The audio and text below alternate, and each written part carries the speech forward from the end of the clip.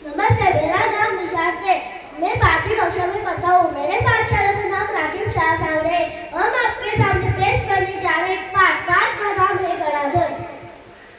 सुंदरपुर गांव में रामदीन नाम का किसान रहता था। उसके 4 बेटे थे। रामदीन स्वयं तो बहुत ही परिश्रमी था, पर उसके चारों बेटे बड़े आलसी थे। हर समय इधर उधर बैठकर गप्पे मारा करते थे।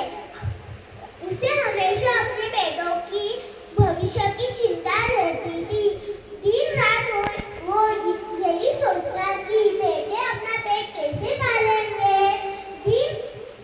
एक रात वो इन्हीं विचारों में खोया था। तभी उसकी पत्नी ने एक उपाय सुझाया। उपाय सुनकर रामदीन सोचता रहा। फिर एकाएक पाठ से खुश उछल पड़ा।